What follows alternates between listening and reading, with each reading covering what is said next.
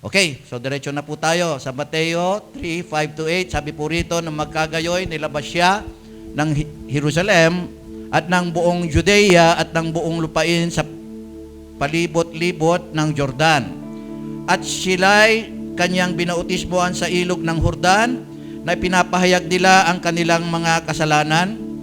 Datapwat nang makita niyang marami sa mga Pariseo at Saduceo na nagsisiparoon sa kanyang pagbabautismo, ay sinabi niya sa kanila, kayong lahi ng mga ulupong, sino ang sa inyo'y napag-unawa upang magsitakas sa galit na darating?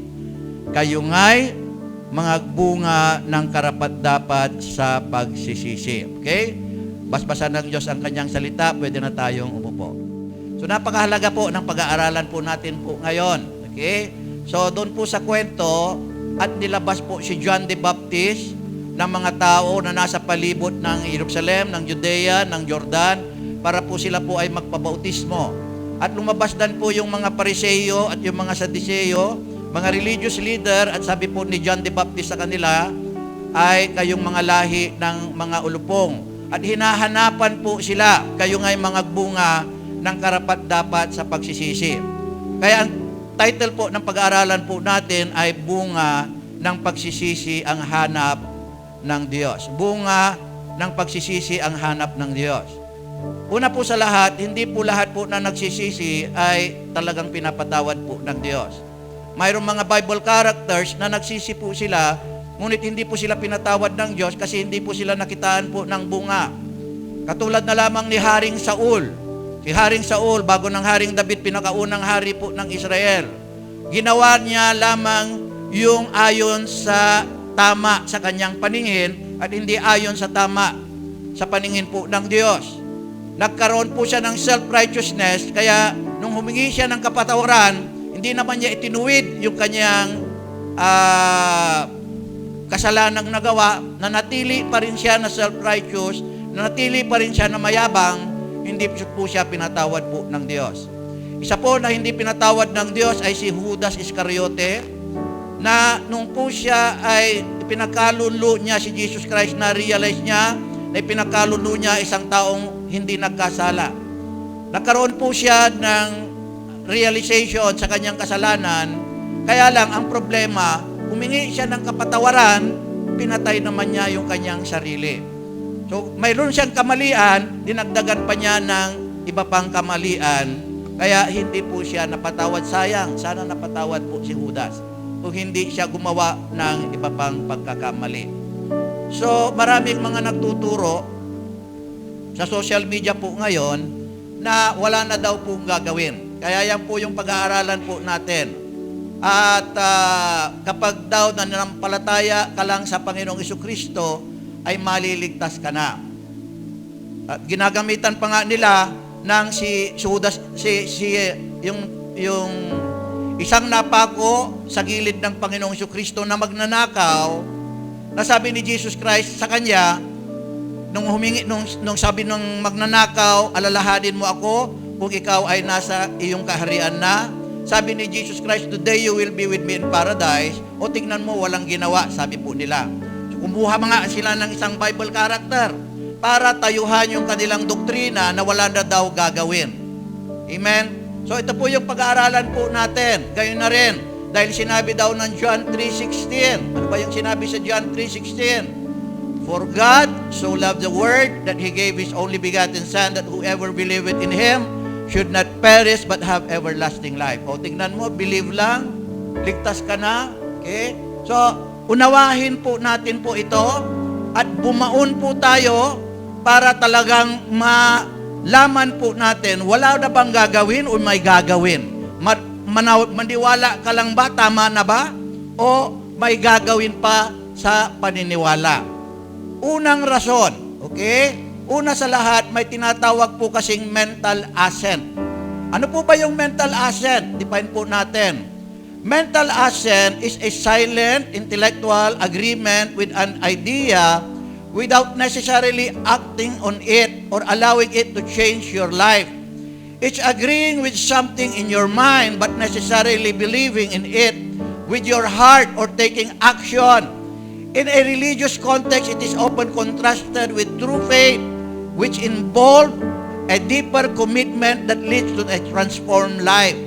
So mental assent, naniniwala ka, nag-a-agree ka sa isang bagay, pero wala kang ginagawa. Okay? Without necessarily acting on it. Wala kang ginagawa. Or wala kang pagbabago sa iyong buhay. Naniniwala ka lang.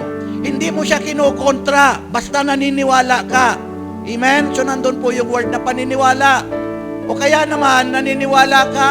Okay? Sabi po dyan, you agree with your mind. Okay? But not necessarily believing it with your heart or taking action. So naniniwala lang. Katulad, bigyan ko po kayo ng example. Si Satanas, ng pangalan niya ay Lucifer. Sabi po ng James 2:19. Sabi, do you believe that there is only one God? Sabi ng diablo, yes. Kaya sabi ng tao, yes. Good. The devil also believe and trembles with fear. So ang diablo man ay naniniwala, pero wala siyang ginagawa. So yun yung tinatawag po na mental assent. Nakuha po ba natin? Okay, you do not disagree, you do not contradict, and also you do not obey. Amen? Andiyan pa po ba tayo? Amen. Okay. So, yun po yung isang rason. Pangalawang rason, sino ba ang kausap nang sabihin yung John 3:16? For God so loved the world that He gave His only begotten Son, but whoever believeth in Him shall not perish but have everlasting life.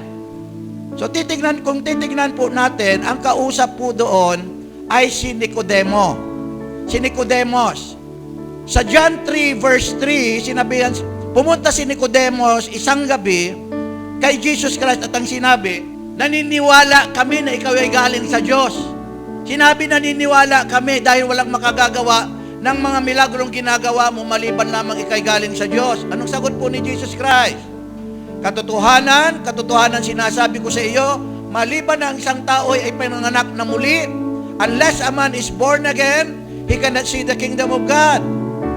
Sabi ni Nicodemo, paano may papanganak na muli ang isang tao na malaki na? Papasok na naman ba siya sa sinapupunan ng kanyang ina para may panganak na muli?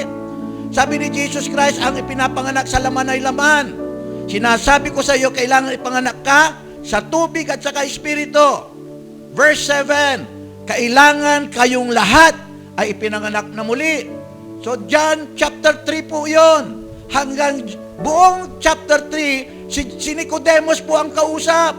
Kaya sinabi kay Nicodemos na hindi naniniwala sila na galing siya sa Diyos, ngunit hindi sila sumusunod. Sinabi kay Nicodemos, for God so loved the world that He gave His only begotten Son, but that whosoever believeth in Him shall not perish but have everlasting life. Anong ibig sabihin? Anong ibig sabihin ng Panginoong Hesukristo kay Nicodemos para maipanganak siya muli? Ang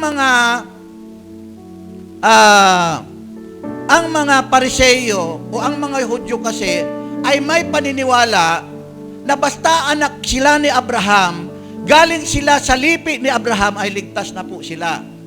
Kailangan po ng pagbabago. So unang kailangan po ni Nicodemo ay pagbabago ng pag-iisip na hindi dahil galing sila sa lipi ni Abraham, ay ligtas na po sila.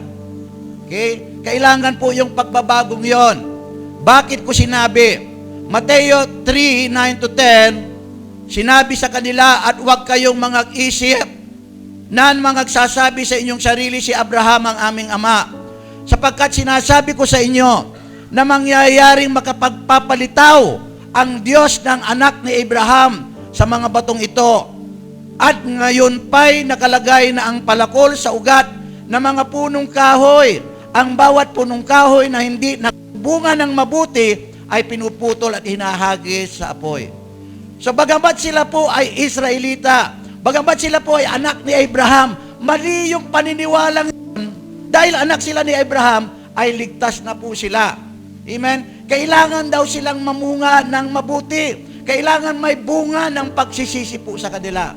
At yun ang una ay ang pagbabago ng kanilang kaisipan sa maling paniniwala. Nakuha po natin. Okay, naalala niyo po ba yung kwento ng parable of the rich man? Yung pinag-aralan natin nung nakaraan? Sa kwento ng parable of the rich man, yung rich man nung nasa impyerno siya, sa Hades, tumawag siya kay Abraham. Sabi niya, Amang Abraham. So ito po yung pinaka-example na hindi dahil galing sila sa lipi ni Abraham, ay ligtas na po sila. Kasi yung rich man ay napunta sa Hades.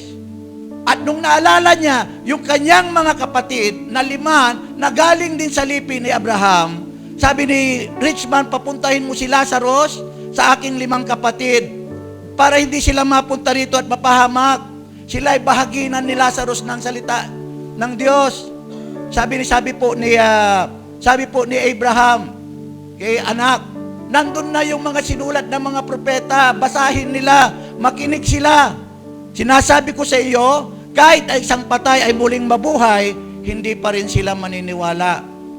So hinahanapan po yung mga Pharisees at mga Jew ng bunga po ng pagsisisi.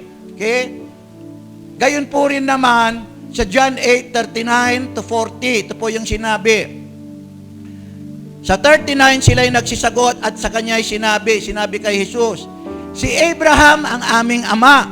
Sa kanila ay sinabi ni Jesus, kung kayo'y mga anak ni Abraham, ay gagawin ninyo ang mga gawa ni Abraham. Datapwat ngayo'y pinagsisikapan ninyo akong patayin, na taong sa inyo'y nagsaysay ng katotohanan, na aking narinig sa Diyos, ito'y hindi ginawa ni Abraham.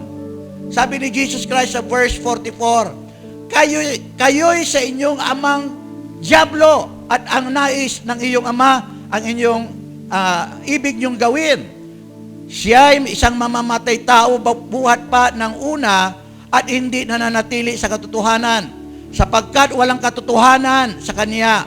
Pagka nagsasalita siya ng kasinungalingan, ay nagsasalita siya ng ganang sa kanya, sapagkat siya ay isang sinungaling at ama nito. So kailangan doon sa pag-uusap ni Nicodemus at ng Panginoong Kristo, ang ibig sabihin po doon, magkaroon siya ng bunga ng pagsisisi, magkaroon po siya ng pagbabago ng kaisipan na hindi po dahil anak po sila ni Abraham, ay ligtas na po sila. Okay? Pangalawa, pagbabago ng pag-unawa na ang kaligtasan ay sa habag ng Diyos at biyaya ng Diyos lamang, hindi dahil sa pagsunod sa kautusan po ni Moses. So, akala po nila kasi under the Old Testament pa rin po sila. Na kapag sinusunod po sila sa batas po ni Moses, maliligtas po sila. Pero ang salita ng Diyos, sabi, for all have sins and fall short of the glory of God. At ang sabi sa Romans 6:23, for the wages of sin is death, and the gift of God is eternal life through Christ Jesus. Sabi pala sa James 2 verse 10, okay? Whoever obeys the whole law yet offend in one point is guilty of all. So, lahat po ay nagkasala. Akalain mo 10. Dito ako para mag-usap tayo para hindi kayo antukin. So, akalain mo 10 yung utos. Nagkamali ka lang sa isa, you are guilty of all. So, lahat po ay walang exempted. Lahat po ay nagkasala. So, walang ma-justify na mga Jew. Amen? Andiyan pa po ba tayo? Okay. So, ito po yung isang issue. Dito pumapasok yung sinasabi ng ilan na sa Ephesians 2:8 na wala na daw gagawin. Okay? Sinabi kasi ng Ephesians 2:8, for by grace you have been saved through faith. It is the gift of God. Okay? It is the gift of God. It is not of yourself. Dahil sa biyaya ng Diyos ay nangaligtas kayo, hindi sa pamamagitan ng iyong mga mabubuting gawa. Okay? So wala na daw gagawin dahil sa biyaya ng Diyos. Dahil sa biyaya ng Diyos, nangaligtas kayo sa pamamagitan ng pananampalataya. Ang problema nga lang ay hindi naunawaan ng maraming Kristiyano ang sinabi sa Ephesians 2:8. Okay? Ay pagtutuwid sa sinabi ng mga Pariseo na kailangan daw magpatuli ang mga hintil. Sinabi yung Ephesians 2:8 ni Apostle Paul, yung for by grace you have been saved through faith, it is not of yourself, yung po ay pagtatama doon sa sinabi nila na kailangan na ang mga converted Christians na mga hintil ay kailangan magpatuli. Nagkaroon ng debate sa Acts chapter 15, 1 to 11. Okay, basahin po natin. Now some man came down from Judea and began to teach the brothers, unless you are circumcised according to the customs of Moses, you cannot be saved. Dito po ba lahat? So when Paul and Barnabas had a major argument and debate with them, nakipagdebate po sila, yung sa mga galing po ng Judea, the church appointed Paul and Barnabas and some others from among them to go up to meet with the apostles and elders in Jerusalem about these points of disagreement. So nagkaroon po ng mainit na argumento at pagdidebate. Pumunta na po sila sa mga apostles. Okay, sa verse 7, tatalon po tayo sa verse 7. After there had been much debate, nagkaroon ng matinding debate, Peter stood up and said to them, brothers, you know that some time ago God used me to preach to the Gentiles so they would hear the message of the gospel and believe. And God, who knows the heart, has testified to them by giving them the Holy Spirit just as He did to us. So now, why are you putting God to the test by placing on the neck of the disciples a yoke that neither our ancestors nor we have been able to bear? On the contrary, sabi ni Peter, on the contrary, other versions, no. We believe that we are saved through the grace of our Lord Jesus in the same way as they are. So dito po galing po yung Ephesians 2:8. Si Peter ang unang nagsabi, hindi po si Apostle Paul. Sabi niya, other versions, no. It is by the grace of our Lord Jesus Christ that we are saved just as they are. Sa biyaya ng Diyos, ano yung pinagtatalunan po nila? Circumcision. Pinipilit nila na ipacircumcise yung mga Gentiles. Sabi ni Peter, hindi. Hindi sa pagsunod sa kautusan ni Moses. By the grace of God, we have been saved, circumcision. Pero hindi sinabi ni Paul na wala nang gagawin. Lalong higit, lahat ng mga propeta noon pa man, wala silang sinabi na wala nang gagawin. Amen? Mamaya sasabihin ko sa inyo kung ano yung gagawin. Circumcision, ang pinag-usapan. Ngayon patutunayan ko sa inyo na ang tinutukoy sa Ephesians 2:8 ay circumcision. Di ba Ephesians 2:8? Anong susunod sa 2:8? 2:8-9 pala yun. 2:8-9. Anong susunod sa 9? 10. Anong susunod sa 10? 11. Basahin natin. For by grace, doon muna. 2:8. For by grace, ito yon. You are saved through faith. And this is not of yourself, it is the gift of God. It is not from works, so that no one can boast. Verse 11. Therefore remember that formerly you, the Gentiles in the flesh, who are called uncircumcisions by the so-called circumcisions that is performed on the body by human hands. O tignan nyo, pag tumaas ka sa 11, circumcision na. So talagang circumcision, ang pinag-uusapan diyan bilang pagtatama sa sinasabi nila. No, it is by the grace of Jesus Christ, hindi na sa pagsunod sa kautusan ni Moses. Yung ginawa ni Jesus Christ na. Amen? Naunawaan po ba natin? Naunawaan na natin. Amen. So, dadagdagan ko pa. Okay? So, tingnan ninyo na napunta sa circumcision at inulit po ito ni Apostle Paul sa aklat po ng Galatians. Sabi sa Galatians 5:2-4, listen, I, Paul, tell you that if you let yourself be circumcised, Christ will be of no benefit to you at all. And I testify again to every man who lets himself be circumcised that he is obligated to obey the whole law. You who are trying to be declared righteous by the law have been alienated from Christ. You have fallen away from the grace. You have fallen away. Wala na kayo sa biyaya. Ang biyaya ay nanggaling sa Diyos. Na bagamat hindi tayo karapat-dapat, binibigyan tayo ng kaligtasan. Na bagamat nagkasala tayo, kaligtasan ang isinukli ng Diyos sa atin. Kasi namatay si Jesus Christ. You fall out of grace.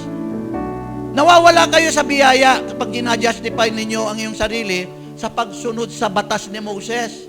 Yun ang sinasabi po ni Apostle Paul. Malinaw po ba? O hindi pa malinaw po sa atin? Amen? So, dahil sa biyaya, ano ba yung biyaya?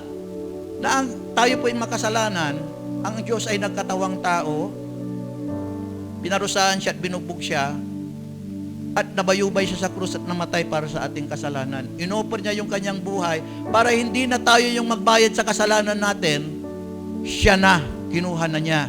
Yung po yung biyaya. Parang ganito, hindi tayo karapat-dapat, nagkasala tayo, halimbawa si Elder Andrew, hindi siya karapat-dapat, nagkasala siya sa akin pero bibigyan ko pa rin siya ng 1,000,000. Okay, wala naman akong 1,000,000. So, yun po yung biyaya. Sa habag at sa biyaya, kaya tayo po naligtas, na habag po ang Diyos po sa atin.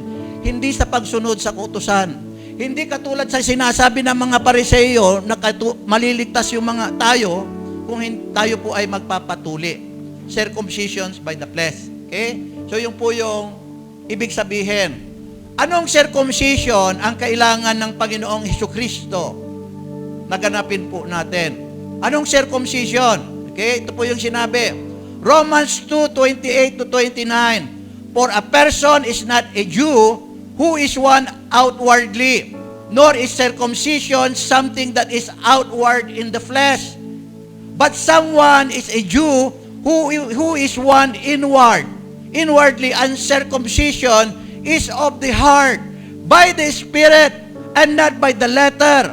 This person's praise is not from people, but from God. Ang hinahanap ng Diyos sa mga Hudyo at sa bawat isa sa atin ngayon ay hindi circumcisions of the flesh, but circumcisions of the heart. Ano po ba yung ibig sabihin ng circumcisions of the heart? Circumcision, di ba ang circumcision of the flesh is cutting of the flesh. Ang circumcision of the heart ay cutting of your heart, hindi literal heart, pero pagsisisi. Ito yung hinahanap ng Diyos. Circumcisions of the heart, pagsisisi. May hinahanap po ang Diyos. Amen? Ano po ba meaning po ng pagsisisi? To turn away from all sins, to change one's mind. It brings about a change in attitude, action, and lifestyle. Na mamaya, magkakaroon tayo ng illustration, drama rito para mas maunawaan po pa natin. The truth about repentance is not only turning from, but also turning to. It will cause a person to stop a wrong actions and begin a right one. Turning from following worldly ways to turning to following Jesus Christ. Okay, magkaroon tayo ng drama po rito. Para higit pa natin maunawahan, anong meaning ng repentance o pagsisisi po sa Tagalog. Tatawagin ko po si Pastor Romji at si Elder Andrew. Okay? So, manuhan natin. Ano po ba yung meaning ng circumcision, repentance o pagsisisi? Dito tayo, mga aktor. Okay. Doon ka, Pastor Romji. Dito si Elder Andrew. Okay. So, halimbawa na lang siya si Jesus Christ. Parang mataba ka ngayon, Lord. Okay. Kunwari lang naman. Okay. Halimbawa naman, siya yung mundo o the God of this world. Sino ba yung God of this world? Kunwari lang ha? Okay, kunwari lang. Word na lang, siya yung mundo. So ito po yung pagsisisi. Okay? Dati, sinusunod ko siya. Na-preach sa akin ngayon na namatay si Jesus Christ para sa akin at kailangan kong magsisi kasi namatay siya para sa kasalanan ko. So kailangan talikuran ko si mundo or the God of this world at humarap ako kay Jesus Christ. So, haharap ako kay Jesus Christ. Okay? Haharap ako. Ayan. So, ang ibig sabihin ng pagsisisi is not only turning from this word, but turning to Jesus Christ. Okay? Turning to. Ang problema sa maraming Kristiyano, when they turn to our Lord Jesus Christ, tawagin mo ako, Pastor Romji. Ikaw, Jesus Christ, tawagin mo ako at sumunod sa'yo. Gano'n ka. Ang problema sa maraming Kristiyano, nakahawak pa rin. Dito, ayaw sumunod kay Jesus Christ. Hindi po yung pagsisisi. Tinatawag na nga ako ng Panginoon, tingin pa rin ako ng tingin dito. Nakuha ninyo? Mamaya i-explain ko pa po yon. Salamat. Okay? So ano ngayon yung bunga ng pagsisisi na hinahanap ng Diyos? Ano yung bunga ng pagsisisi? Unang bunga, pag-amin sa kasalanang nagawa at panunumbalik sa Ama nating Diyos. Pag-amin sa kasalanang nagawa.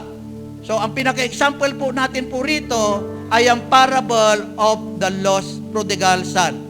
Parable of the prodigal son. Okay? Sa parable of the prodigal son, parabolo na sinabi ng Panginoong Jesucristo para makuha po natin yung bunga ng pagsisisi, isang alibughang anak ang kumuha ng kanyang mana sa kanyang tatay, bagamat buhay pa yung kanyang tatay, at namuhay ng kanyang sarili. At ang sabi po doon, nagpakasasa siya, nabuhay siya, riotous living. Nabuhay siya ng buong kalayawan. At naubos na yung kanyang pera at dumating, nagkaroon ng taggutom sa kanyang pinuntahan at dumating na naging alila siya na tagapagpakain po siya ng baboy. At nung nandun na siya na tagapagpakain ng baboy, nung naghihirap siya, nagkaroon siya ng realization na nakasala po siya sa kanyang ama. Diba ganyan po tayo? Kapag hindi tayo naghihirap, walang dumarating sa atin na paghihirap, di tayo nakakaroon ng realization. So nagkaroon po siya ng realization. Sabi niya, ay yung tatay ko, mayaman yung tatay ko, marami siyang alipin. Alam ko na, babalik ako sa tatay ko. At ito po yung verse 20. So he got up and went to his father. While he was still far away, his father saw him and was filled with compassion. He ran to his son, threw his arms around him, and kissed him affectionately. Then his son told him, Father, I have sinned against heaven and you. I don't deserve to be called your son anymore. Yung makita lang ng tatay na nanumbalik na, hindi pa man nabubuksan yung kanyang bibig, tumakbo na yung tatay sa tuwa. Hinakap na niya, alam na niya na nagsisisi.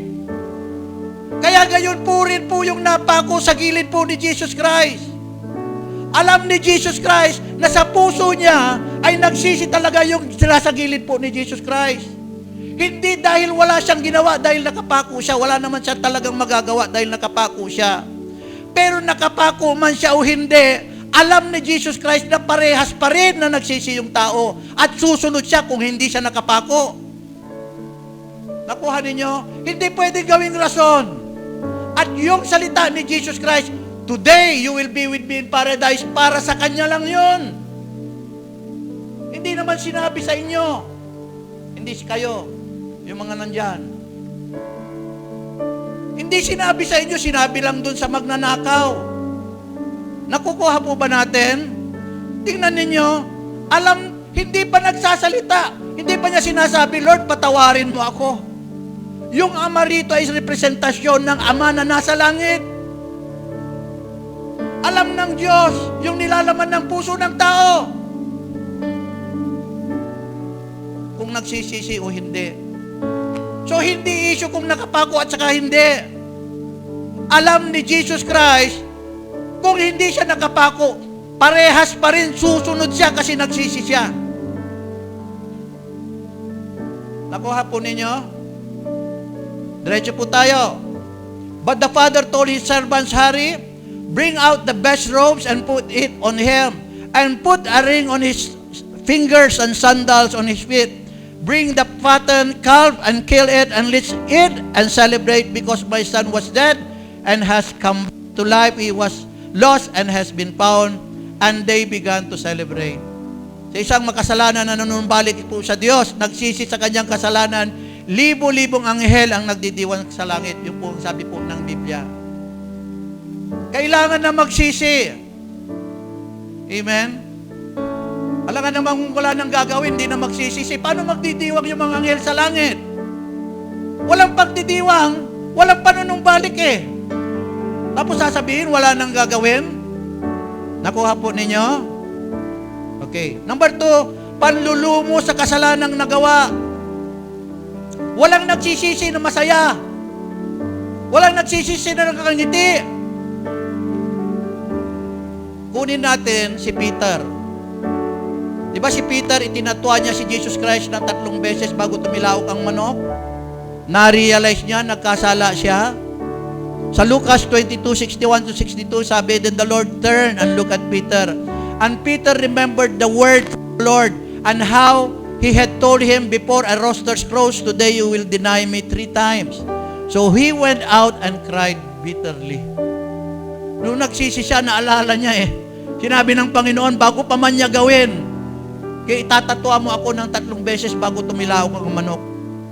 Naalala niya, pagka-deny niya ng pangatlo, naalala niya yung sinabi ng Panginoon. Nakilala niya na siya nagkasala. Nanlumo siya, umiyak siya sa kanyang kasalanang nagawa. Kaya kapag nagsisisi tayo, dapat hindi tayo, nanlulumo tayo dapat. Dapat seryoso tayo na pinapakita natin sa Panginoon na nagsisi tayo sa ating mga kasalanan. Ito yung mga bunga ng pagsisisi. Amen? Malinaw po ba? Gusto nyo pa? Okay. Number 3, pagtatama sa kasalanang nagawa. Kapag nagsisisi, may pagtatama dapat. Sino yan? Na nasa itaas po ng puno. Si Zacchaeus. Okay, kunin natin si Zacchaeus. At si Zacchaeus ay nagtindig at sinabi sa Panginoon, narito Panginoon, ang kalahati ng aking mga pag-aari ay ibinibigay ko sa mga dukha, at kung sakalit nakasingil akong may daya sa kanino mang tao ay isasauli ko ng maka-4. At sinabi sa kanya ni Jesus, dumating sa bahay na ito ngayon ang pagkaligtas sapagkat siya'y anak din ni Abraham, sapagkat ang anak ng tao ay naparito upang hanapin at iligtas ang nawala. So si Zacchaeus ay naging tunay na anak ni Abraham nung siya'y nagsisi sa kanyang kasalanan at may pagtatama. Si Zacchaeus kasi ay maniningil po ng buwis, BIR, collector. May mga BIR na noon, nung una pa man. At madadaya po sila. Sobra yung kanilang sinisingil na buwis. Kaya sabi niya, kung may nadaya ako, isusuli ko. Okay, yun po yun. Sasauli niyang maka-4 times. 4 times niyang isusuli. Number 4, pagsunod sa ating Panginoong Hesus. Diba? In-illustrate ko na. So number 4 po, na bunga ng pagsisisi ay pagsunod sa ating Panginoong Hesus. At alam naman natin na ang pagsunod sa Panginoong Kristo ay may kinakailangan gawin. Ano? Ano yung main ingredient in following our Lord Jesus Christ? Tinuro ko sa inyo noon. Deny yourself. Pagsunod. So, kung ako'y tumalikod, nandito, talagang susunod ako kay Jesus Christ. I will deny myself. Basahin pa natin yung deny yourself, okay? Matthew 16:24. Then Jesus told His disciples, if anyone wants to follow me, he must deny himself, pick up his cross, and follow me. Dalawa pala yun. Deny yourself and pick up your cross. So in following Jesus Christ, hindi po madali. Tapos sasabihin, wala nang gagawin.